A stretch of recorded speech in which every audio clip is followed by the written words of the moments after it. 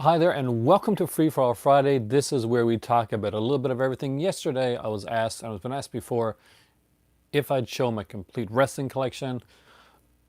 I said I'd do that in a future video. Well, I guess that's the future video. This is the future video because I'm going to show my complete wrestling collection. We're going to talk a lot about some of the news that's been going on. Of course, San Diego Comic-Con is this week. Batman Beyond Blu-ray set was announced. Hey, whore! So there's a lot. But basically, this is one of those videos where I got a roundabout idea. Hey, Corey. Hey, Javit. Of like some stuff we're going to be talking about. But we're going to get into a lot of different stuff, and you guys can steer the conversation whichever way you want. The same as really all my videos are pretty much free for all days, but we just give this one Free for All Friday type of name. So I was asked yesterday about my wrestling stuff. If I'd ever shopped my wrestling collection, that is going to happen today. I have I think I got my complete or almost complete wrestling collection right here behind me. I have a lot to talk about. So if you're not into wrestling, you're still going to have fun with this video because we're going to be talking about a lot of different stuff. Big Daddy, here's a Giant Haystacks. Is Giant Haystacks the same guy as Haystacks Calhoun?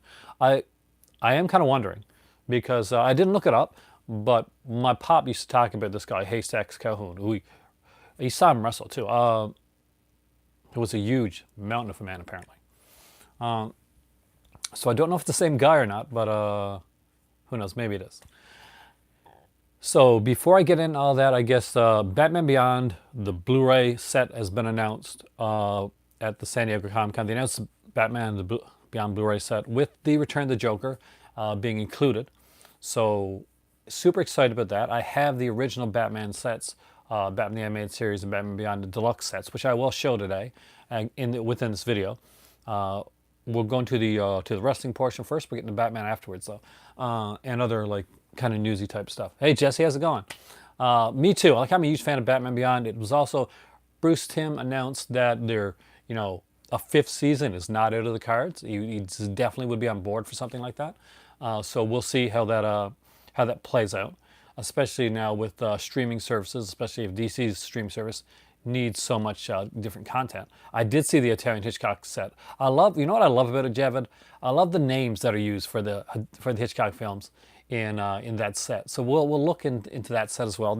It looks really, really cool, by the way, guys. If you haven't seen it, if it's probably gonna be really pricey, but if it wasn't, it'd be something I'd be looking into. I got the Hitchcock Masterpiece Collection, so that for me is the set, but it was really well done. But we'll definitely look into all that. Does any of the people that are here right now, are any of you guys wrestling fans? Any of you guys follow wrestling? Because I'm about to drop a bit of wrestling news.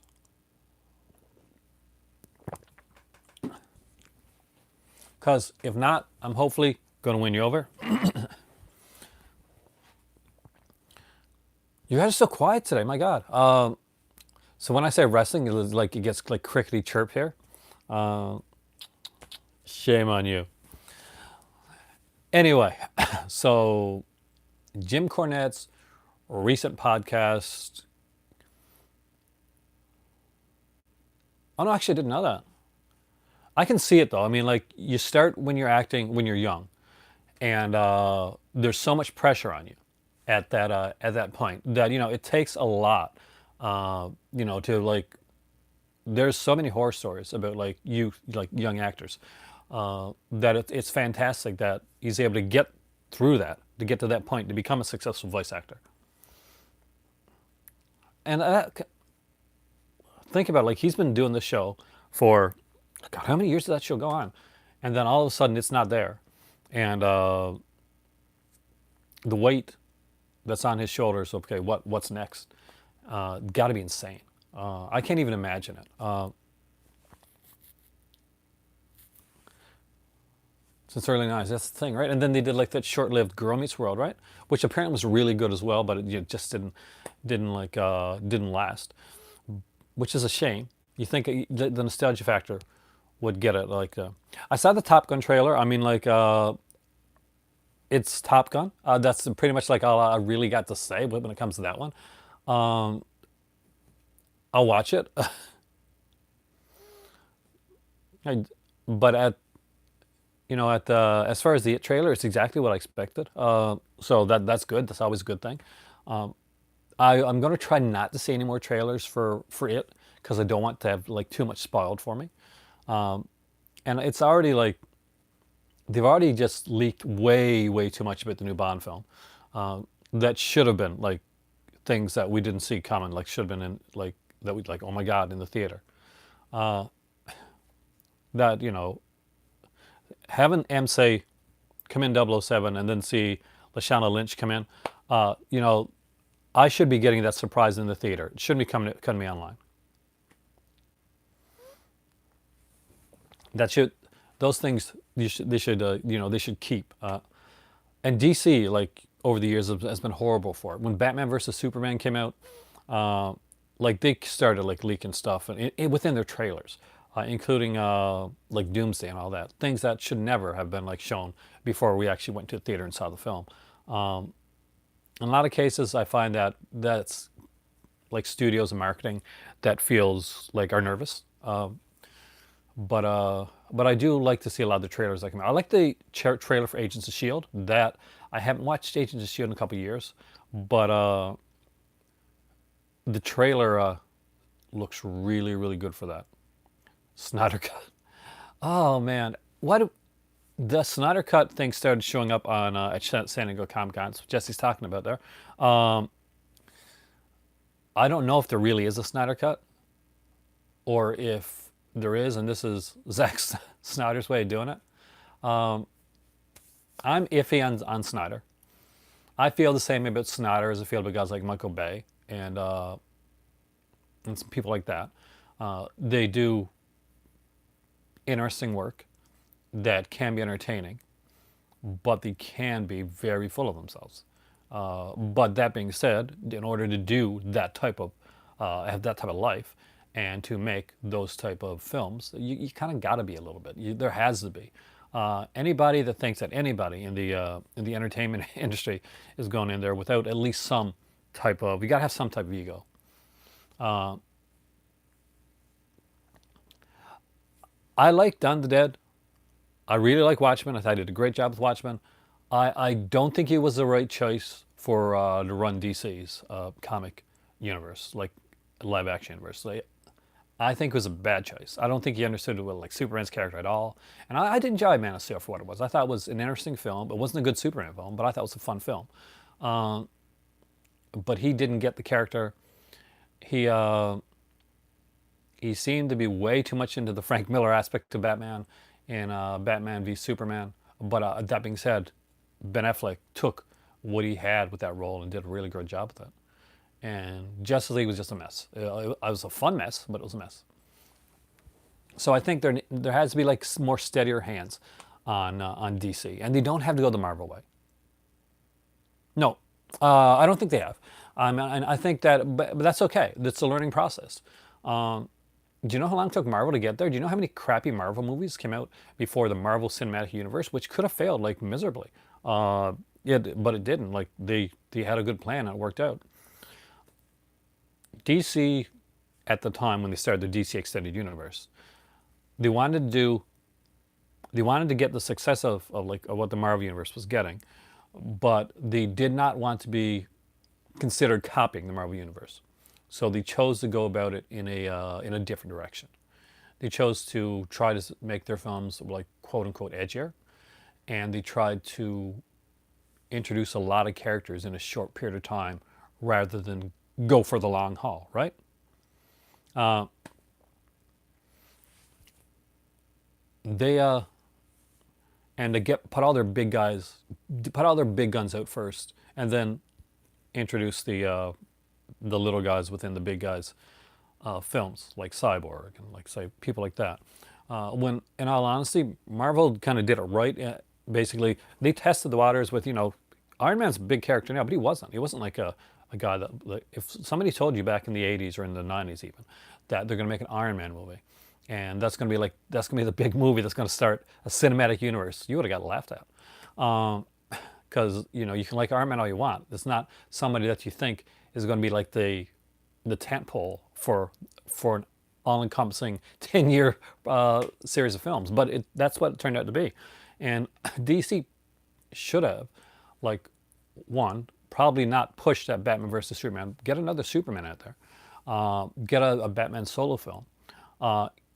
Get some films in between, like of lesser characters that you can actually make good films out of. Much of the way that Marvel did. So they should have done a lot of what Marvel did. Do I think that Marvel can do the same thing for the next 10 years? I don't know. There's a lot right now, guys, of a, there's a lot of like fatigue, like superhero fatigue right now.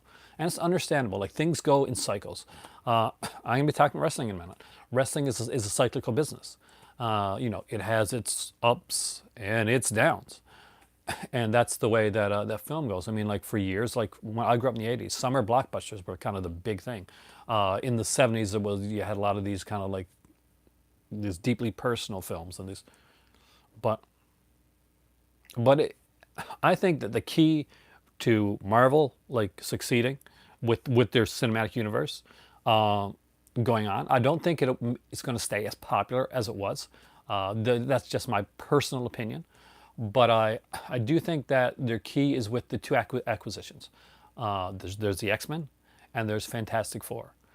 If I was to be a betting guy, if it was me behind the scenes and they gave me a choice between either one of those franchises for me to kind of run with, and this is going to seem surprising to a lot of people, I would probably go with the Fantastic Four, and get the X-Men in there slowly. But the Fantastic Four has yet to be done well, even though it was a fantastic comic book, and it has some of the greatest villains in the history of Marvel. So villains you can focus movie arcs on. People like Galactus and Doctor Doom. Western should make a comeback. I wish they would. I mean, I don't see them making a comeback in the big way that they did before, just because they've tried a few times to do kind of like Westerns comeback, and then there's been like one or two that's been successful, and then do like 310 Yuma, Magnificent Seven, stuff like that. But it never really catches on the way that it should be. And yeah, for me, I think the Fantastic Four, where it hasn't been done right, where there is so much unmined potential for that series, and there are so many great like big villain characters, I would be looking strongly at them. I would look at a Doctor Doom, or I look at a Galactus before I would look at an Apocalypse again, or something like that, or a Mr. Sinister. That can be down the road. There's been a glut of X-Men films. There's been no loss of X-Men in media at all, and maybe it's time to let a company that didn't do so well shine. I mean, yeah, but I'm not quite sure. I mean, like, yes, you got the R-rated Western that does really well, but the R-rated Western is not going to bring the Western back. That's the thing. It's going to be a successful one here and there, but it's going to be the PG Western, that would, the Italian style or the old school style Western that would really bring a Western back. Like Hateful Eight, I thought was really good, but that's not going to bring Django was really good, but that's not going to set up a series of Westerns. Yeah, horror is a genre that's always evolving.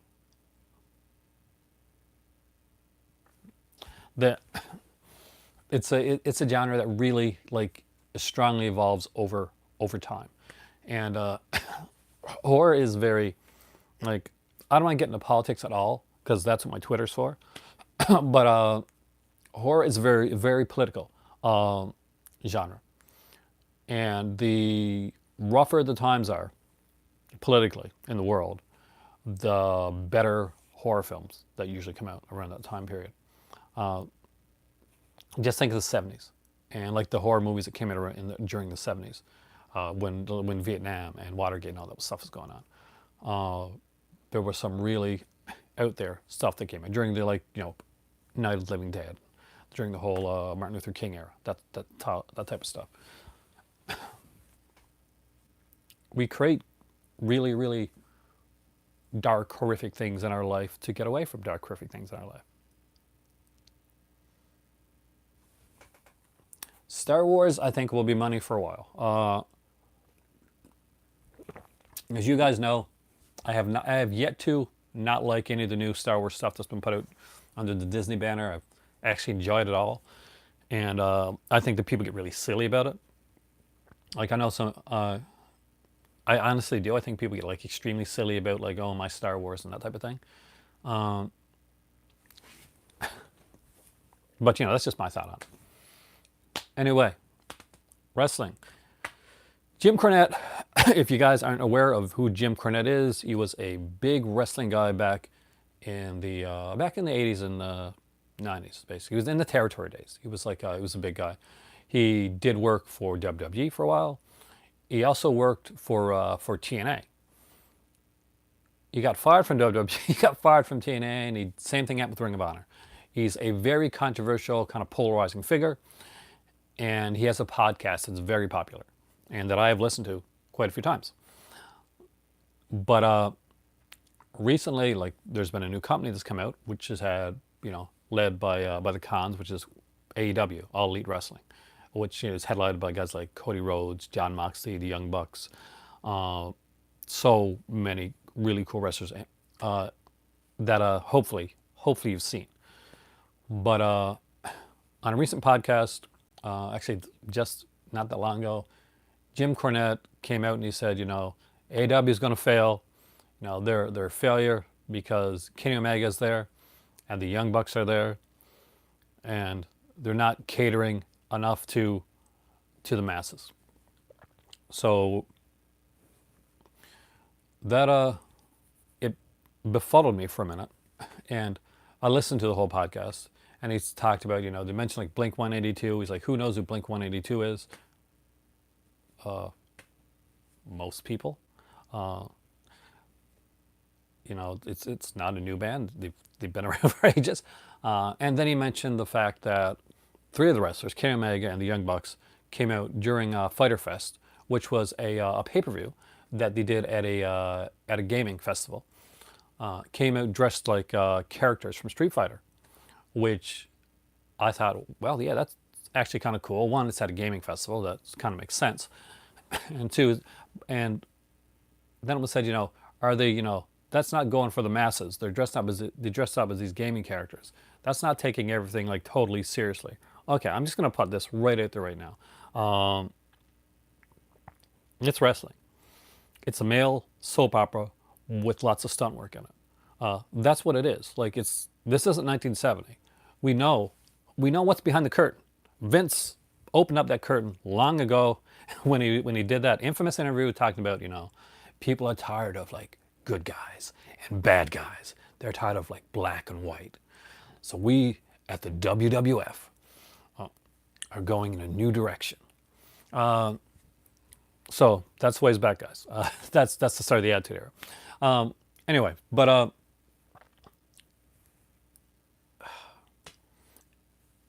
he's so stuck back in that time period that he can't accept anything else. Like, Young Bucks and Kenny Omega are very much like they're fans, right? I used to love those wrestling guys.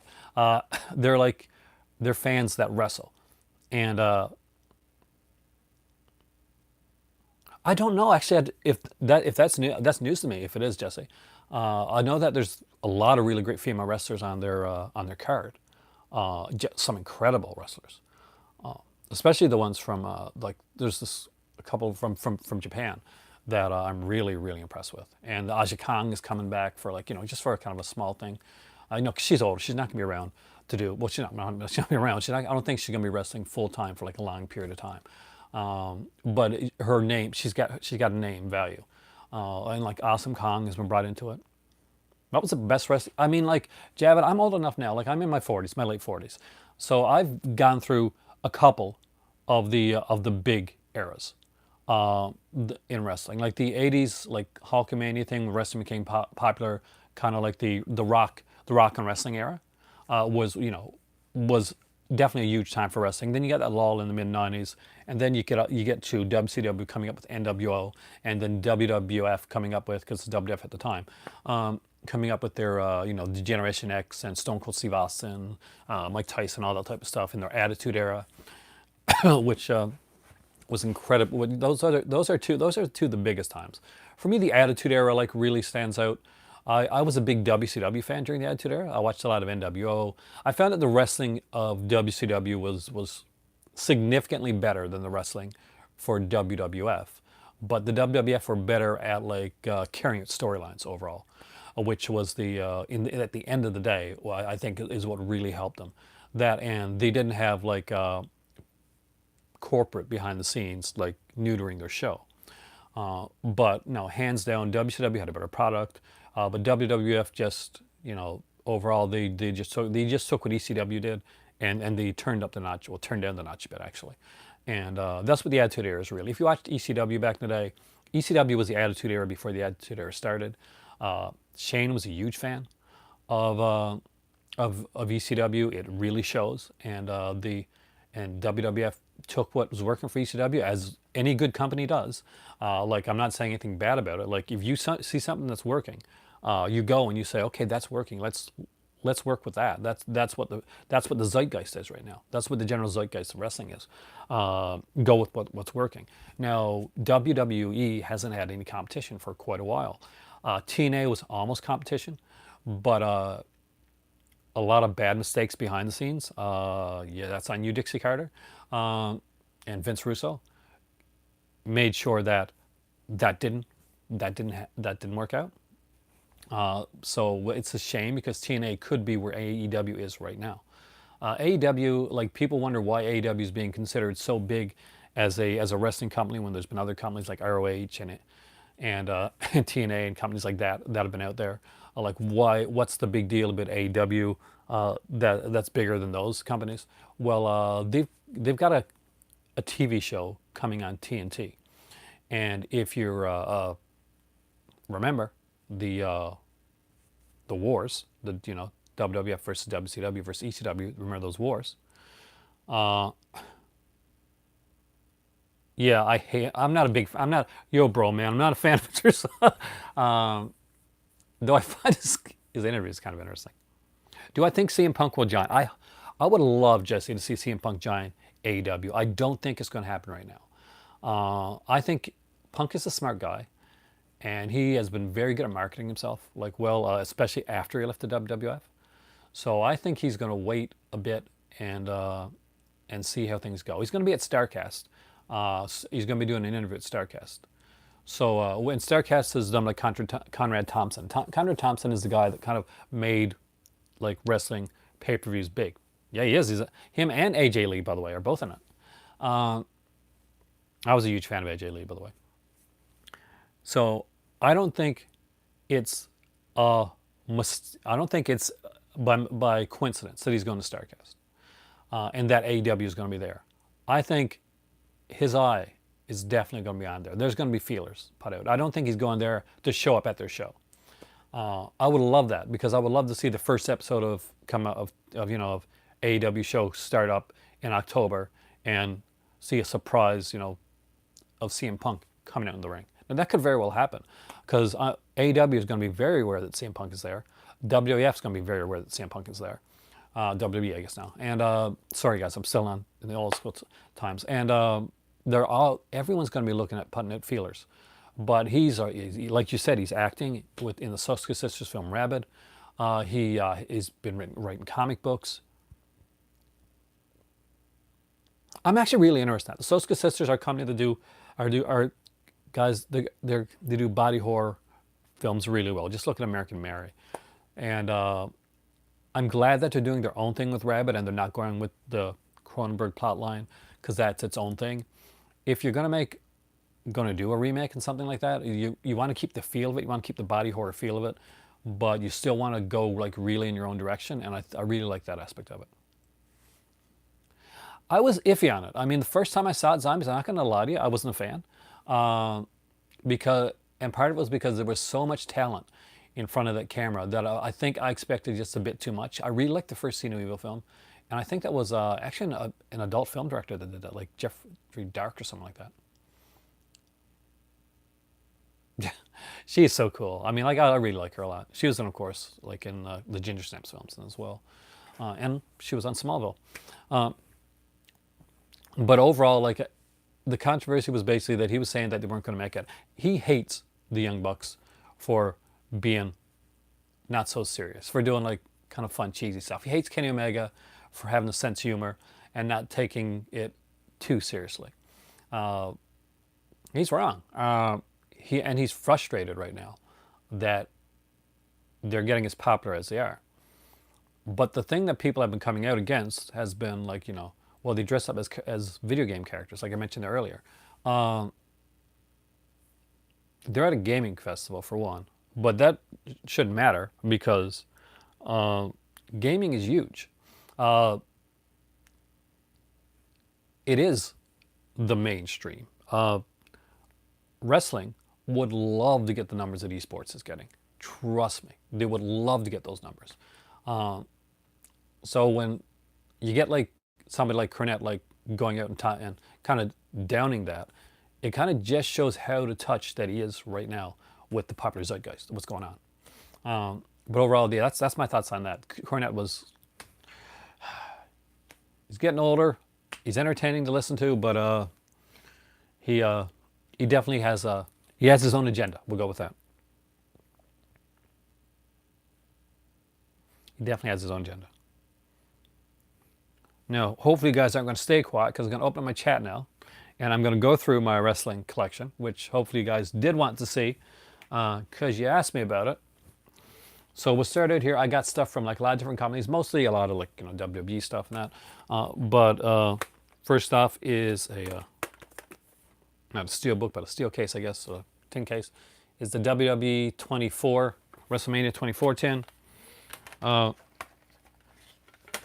When you open it up, for instance, there's like some cool little things, including a little sill from WrestleMania, which I thought was really cool. That was really cool.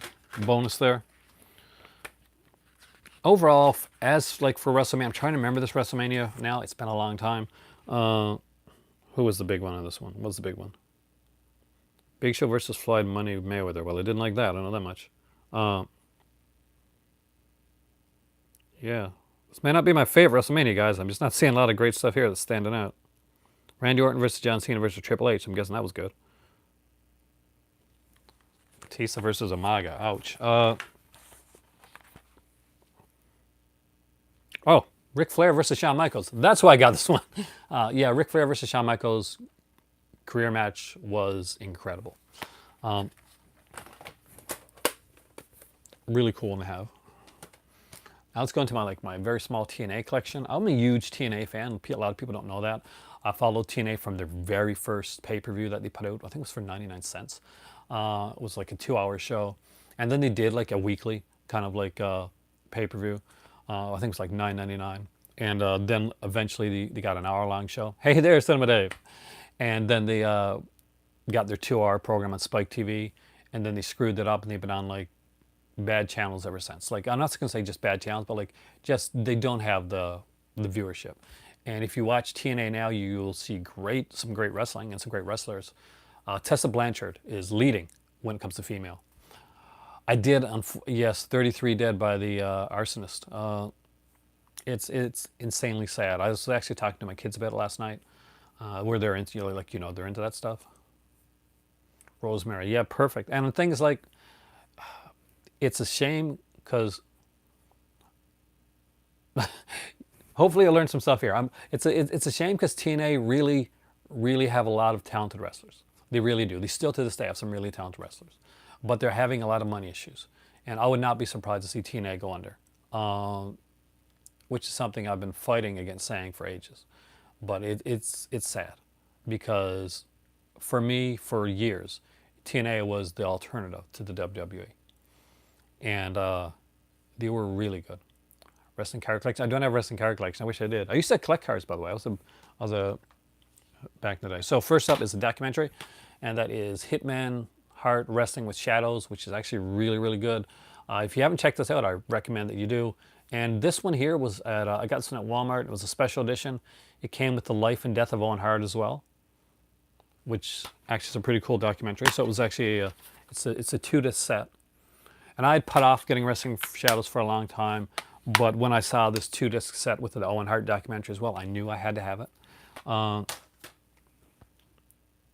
A lot of the top people in WWE did start.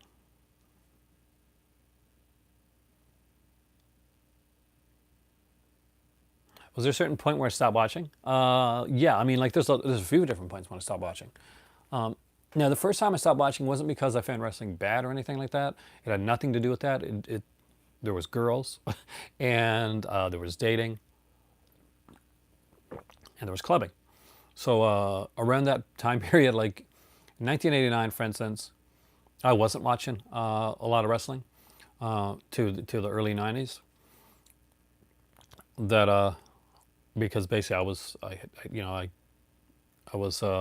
was dating. I was in my first marriage. I had kids.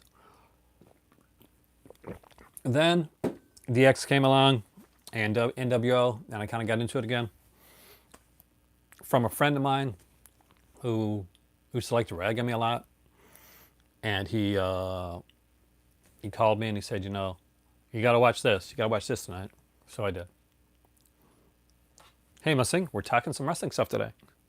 So this is, I wish you would have done more of these. This is the history of TNA year one, which actually is a really cool documentary on the first year of TNA and the stuff that they put out. Some of the matches that they put out early on, the six sides of steel, like the six-sided ring was incredible. One of the worst mistakes they ever made when they brought in Bischoff and Hogan is they got rid of the six-sided ring and they went with the traditional four-sided ring, which is taking away part of the identity of TNA. TNA also had what was considered like the greatest wrestling division at the time, which was the X division, where they got a lot of their talent wrestlers. AJ Styles, now in WWF, WWE, like he got his start like doing stuff like in the X division, and Robert Roode and guys like that. So many great wrestlers. A lot of people did.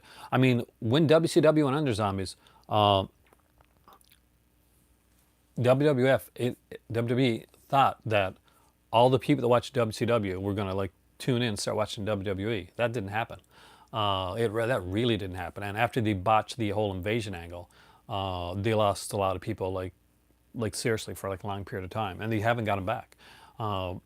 There's a time when like over 10 million people are watching wrestling. It's around what's it, 2 million or so right now. So yeah, it's a big difference in the audience. AEW is hoping to get back some of the people that used to watch WCW, some people that watched ECW. And if you watch their show, if you've seen any of their wrestling, you will definitely see that it slants more in the ECW, WCW type of way. So yeah, and I'm looking forward to another Wars.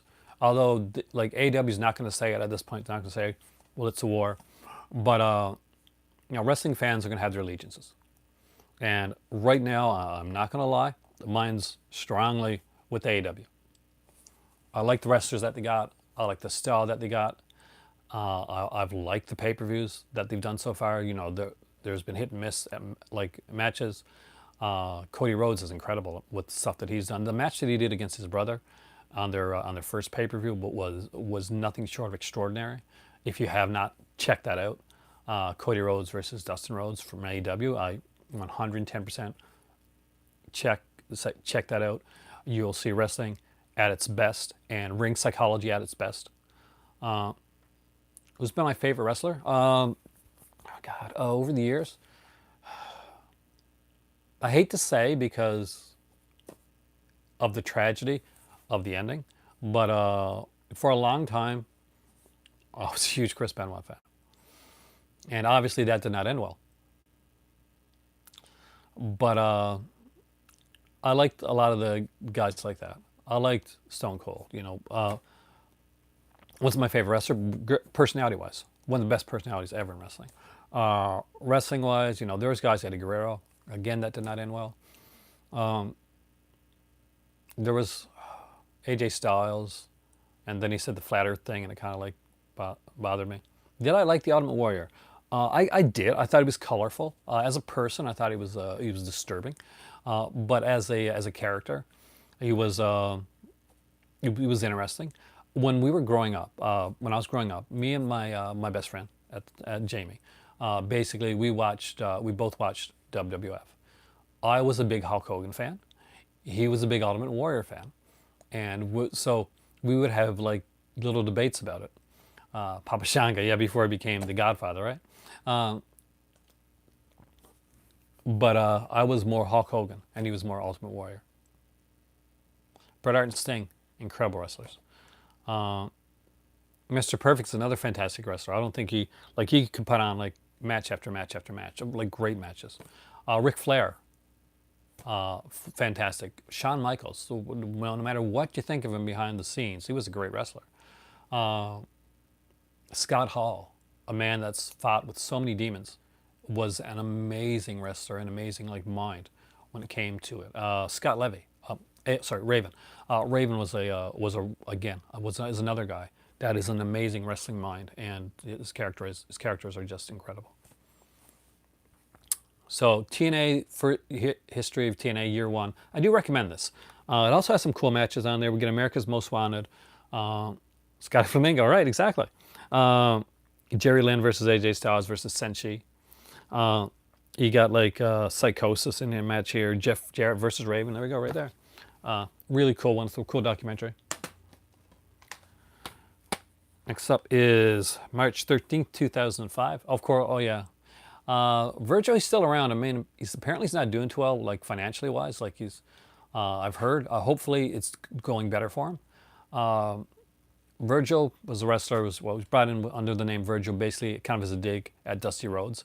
He was in the competition because that's his real name, Virgin Runnels. That was his real name, Virgin Runnels. He was the bodyguard for the $1 Million Man, because everybody's got a price for the $1 Million Man. And there is Destination X. Oh, by the way, Tully Blanchard, and is doing stuff with AEW, like kind of behind the scenes, which is really cool. If you're a longtime wrestling fan, then you should know who Tully Blanchard is. He was part of the Four Horsemen, one of the greatest and most iconic stables in wrestling, like period. And his what's his granddaughter? Is his granddaughter? Tessa Blanchard is one of the greatest, one of the great female wrestlers right now that's going. And I would love to see her go to AEW. She's got a year left on contract with the Impact, and she did sign that contract for creative control, because I know WWF wanted her, and AEW was interested in her as well.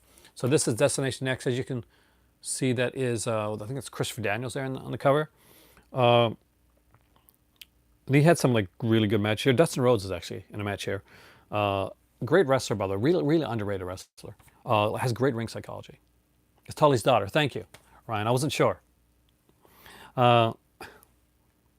Now, isn't like he divorced from his wife though? Like, because isn't Magnum TI?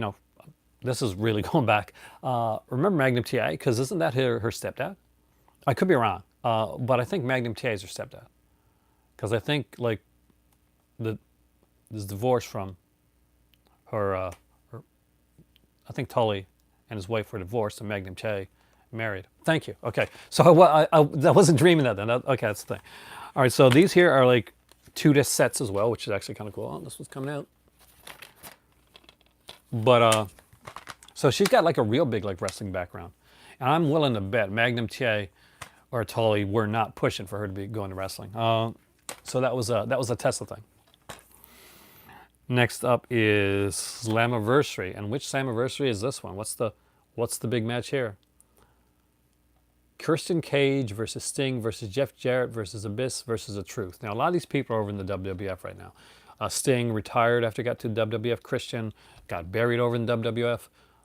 Jarrett, he went out like to the probably is behind the scenes right now. And The Truth, by the way, is Ron Killings. If that name kind of rings a bell.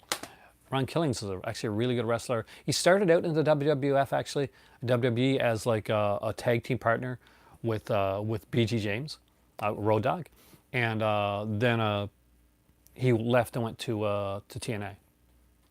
Yeah, exactly. That's the thing. Most of them are going to be around. Okay, next up, I got a lot of these ones here as well. So I'm a big Christian fan. Christian did some of his best work over in TNA. And there's some great matches on here. Christian versus Rhino, Christian versus Jeff Jarrett, Christian versus Kurt Angle, Samoa Joe. Samoa Joe is in WWE right now, getting wasted when he should be holding a big belt and being a monster. but they'd rather do that with Braun Strowman and Bobby Lashley. Okay. But I have my opinions on that, obviously. He should. He should be a top heel right now. He's got the mic skills. He's got the wrestling skills. He was completely over.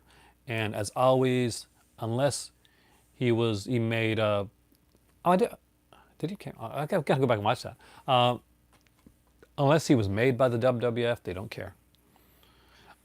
Nevermore, the Best of Raven, which in TNA, and he did some really good stuff with them. He did stuff with James Mitchell on here. So Raven versus Jarrett versus Sandman in the House of Fun match was actually kind of cool. Him against like AJ Styles, Raven's War with Jim Mitchell in the New Church, which I really enjoyed watching. Raven versus Sabu matches on here. So a lot of cool stuff. So as you can see, I don't have a lot of TNA stuff. That's pretty much it for there. Most of the rest is going to be like some WWE stuff. The Bobby the Brain Heenan documentary. I'm a huge Heenan fan. I remember the Heenan family from back in the 80s. They were like the big stable, the big heel stable back then.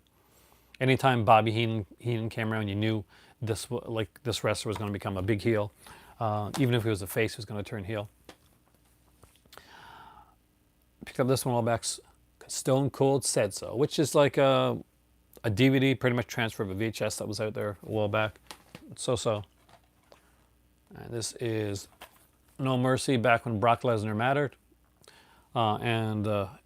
It's Brock Lesnar versus The Undertaker, when that was a good match. Because there was a time when Brock Lesnar wrestled on a regular basis, and he wasn't wrestling it like once every 3 months. Cyber Sunday, which is when they did their, where you could vote on which match you wanted to see. I can't imagine anybody voting for Umaga versus Kane. But okay, or Roddy Piper and Ric Flair versus the Spirit Squad. But apparently that happened. A lot of this stuff I remember. So WWE did a ECW Unleashed because they have the rights to all the ECW stuff. So they did like this ECW Unleashed with really great ECW matches. It's a fantastic set. As you can see, there's Bam Bam Bigelow right there. He did some big stuff. He was actually a champion in ECW. He does not get the credit he deserves. He was such a good, like, big guy wrestler that could move so fast, and he consistently put over guys that were not as talented as him in the ring, and he was really good at doing that. Exactly. Definitely one of the most agile big guys out there. And this has some great matches, some incredible stuff. Tommy Dreamer versus Raven, Sabu versus Taz from Barely Legal 97, Shane Douglas versus Bam Bam Bigelow, Rob Van Dam versus Jerry Lynn. So there are actually multiple volumes. There's 3 volumes of this that's come out so far. ECW Unleashed, and I have all 3 because I'm a huge ECW fan. I definitely geek out for their type of stuff. We even see like the Blue World Order. If you want to know more about the Blue World Order, check it out. Go check it out online. So, where are they at? I was at a Value Village around a year or so ago, and they had this here. They had all 3 discs, and in good condition. So basically, this is the Best of Raw from '93 to '97, '98 to 2002, 2003 to 2008. So. Grab that. Also grab the Best of SmackDown, which is 99, 2009. Well, that's what it is because it's a 10-year thing for SmackDown. So I grabbed those as well. I do have other best ofs here too, which I'll show you. So because they did like yearly best of too. There is the Best of Raw 2009. It's going to be interesting to see. 2009 is not exactly the best year, so we'll see what happened around that time. Okay, so we got the Shawn Michaels Undertaker feud, the reunion of DX. Well, sort of. I mean, like when they do the reunion of DX, usually now it's just Triple H and Shawn Michaels, and for me, that's not DX. Like that's part of DX, but DX with Shawn Michaels and Triple H was good, but in complete honesty, DX was better when Shawn Michaels left, and they added on X-Pac and the New Age Outlaws. That for me, that's primetime DX for me. That's the best DX for me. So, Best of Raw 2009. Also got Best of Raw 2010. Right on. Exactly. New Age Outlaws, China, X-Pac. I remember, like, after the pay-per-view, when when Triple H comes out and he says, you know, Shawn Michaels let us down, and when you're reforming your army, he said you go to your past, you go to your friends, you go to your clique, and then of course X-Pac came out, who had been six in WCW for a bit and got like unceremoniously fired, which was a mistake because X-Pac's a really good worker and a fantastic talker on the mic. I have a feeling if I ever met X-Pac, I'd get along really well. So this is 2010. This was the year, I was interested in getting this one because this is the year that I was watching TNA like specifically a lot. I didn't watch Raw really at all. This year either, to be totally honest with you. But because like TNA came on Monday nights against Raw. And for me, and they were doing well. I mean, they would start an hour before Raw started. So you get like an hour like into TNA, and then Raw would start up. So you can choose to watch TNA or you can watch Raw. But then they made the extremely arrogant and stupid decision of taking away their hour-long lead-in hour and just going straight with straight against like same time as WWF era, which was a really stupid idea, and it ended up them going back on Thursday nights and losing a lot of their base audience. So there's a lot of matches that happen after the show and a lot of cool things. So this is the Best of Raw after the show. So actually haven't watched this one yet. Kind of interesting. Check it out. Then there is the Raw, the top 100 moments in Raw history, which is kind of a fun clip one. A lot of interesting stuff here. I'm hoping it is. So the CM Punk pipe bomb is in here, which is one of my favorite like things in modern wrestling. I'm a huge CM Punk fan. For a while, Cult of Personality was my ringtone. But Kevin Owens is a really great wrestler, and they're trying to do a CM Punk type thing with Kevin Owens, but it's not working because they're focusing on Shane McMahon, and they're making Kevin Owens talk instead of doing like a real pipe bomb, kind of like was done with CM Punk. They're making him like focus it on Shane McMahon, and we're all sick of seeing Shane McMahon. Yeah, great wrestler. Randy Orton, Evolution of a Predator, insanely good. Hey, Tennessee Popstar, we're getting into some wrestling stuff here. People are being kind of quiet, so I hope you watch some wrestling so you can actually. And Shane was the guy that I never thought was going to wear it as well, because he was one of those guys that would seem to be very fan friendly, but they pushed him too much. Best wrestler in the world, all this type of stuff. Works a while as a heel gimmick, but it's too much. When you have so much talented wrestlers like that just aren't getting any time on TV, it leaves such a bitter taste in your mouth.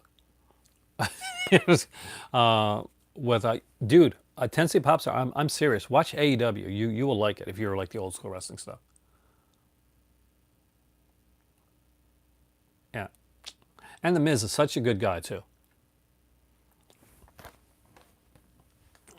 Which is why the latest Marine movie shocked the hell out of me. The complete collection of Goldberg. Some very short matches here. Yeah, you can definitely fit all Goldberg's matches in one set. Goldberg's debut against Hugh Morris.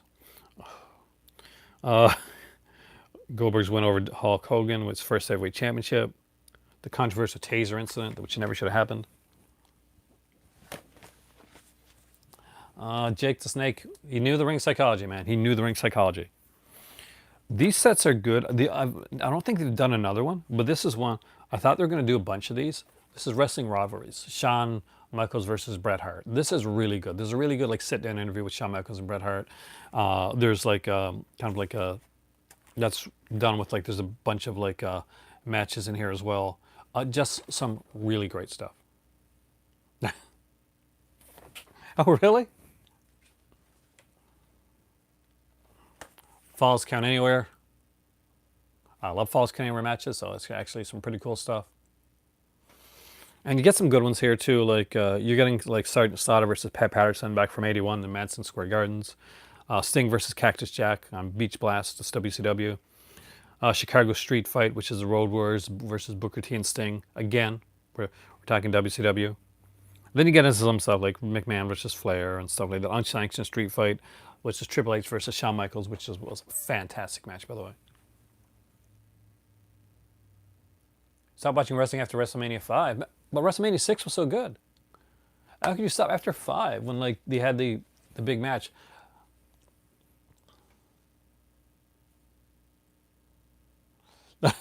Yeah, there's a trend here. True Story of WrestleMania, actually a really good documentary. Um,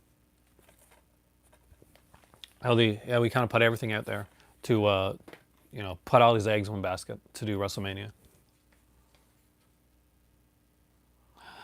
I was raised by my grandfather, and he's passed now. But my grandfather was a huge wrestling fan, and so we watched like wrestling together. We watched wrestling, boxing, uh, and then my uncle was also unfortunately passed away.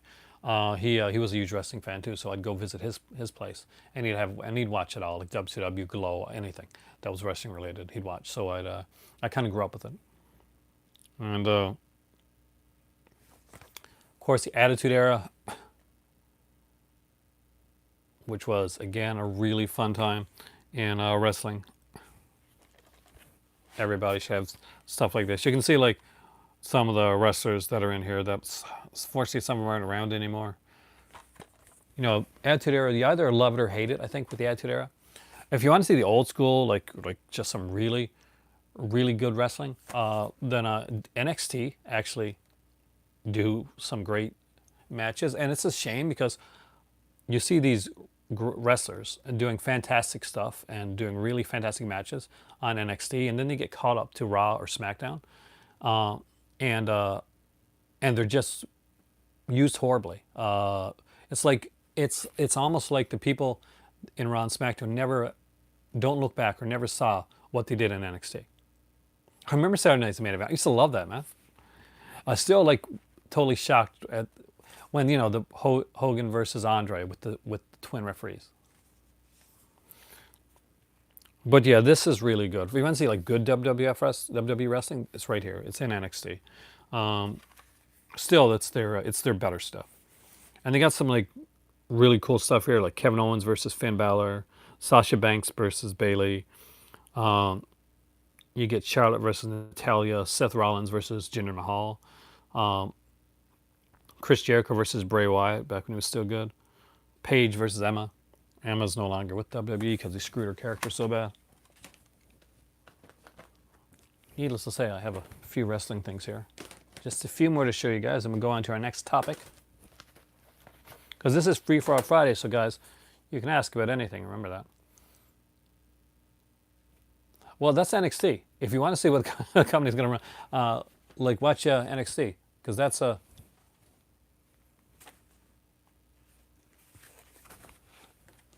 That's what it would run like. But I obviously don't feel strong about him running it because he hired Bischoff and Paul Heyman.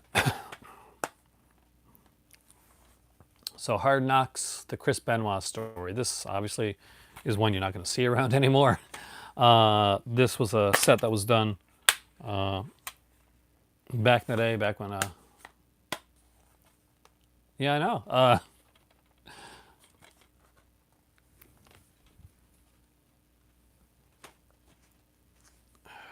It's a shame that with Chris Benoit. Obviously, it did not end well. Like serious brain damage is, we can only like guess, but what it looks like is that serious like head trauma ended up with him. What happened is killing his family and himself, murder suicide. I was a huge fan, and it hit me hard. So yeah, and he was Canadian.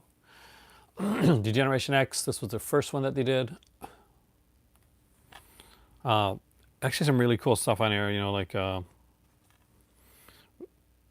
Shawn Michaels versus Mankind. You know, I got Triple H and Shawn Michaels with Mankind and Undertaker. Triple H versus Bret the Hitman Hart. Though on the back they actually show the what I consider. Oh, Chris Benoit. He was supposed to show up at a pay-per-view to do like a to I think to fight for the ECW championship, and I think the guy that's John Morrison was put in his place actually because he didn't show up, and you know police eventually went out there. His wife was dead and his son was dead and he was dead, and initially you know they thought they were all murdered, and WWE ran a tribute show the next night for Chris Benoit, where people could talk about like their good memories of him and that type of stuff. Later on, it came out that Chris Benoit had killed his wife and his son, and then murdered himself like the next day. And of course, that tribute show never shown again. You know, needless to say, and his and they don't talk about him anymore on TV. Chris Benoit was in the day was like one of the great wrestlers of all time.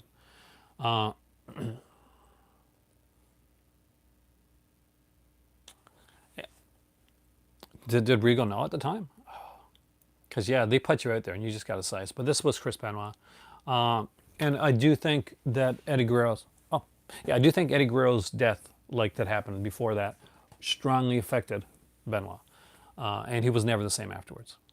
The Eddie Guerrero died young. It must have been awkward. Like it had to be awkward for them, especially like people that were close to him. Like because watching it now, like seeing the tribute show now, and hearing them talking about what a great family man he is, and like realizing that they probably don't know, hopefully don't know that that he killed his family. At this point, it's awkward to say the least.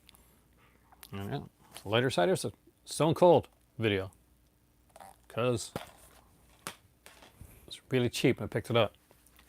So here is Shawn Michaels, the Heartbreak and Triumph. Is this the documentary one or is this just the matches?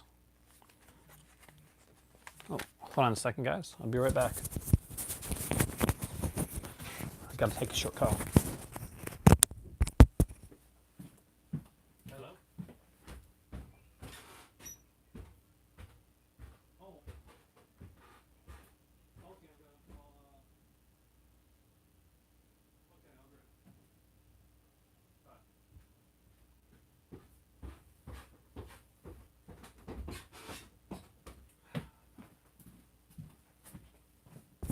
So, as in all the great cliffhangers,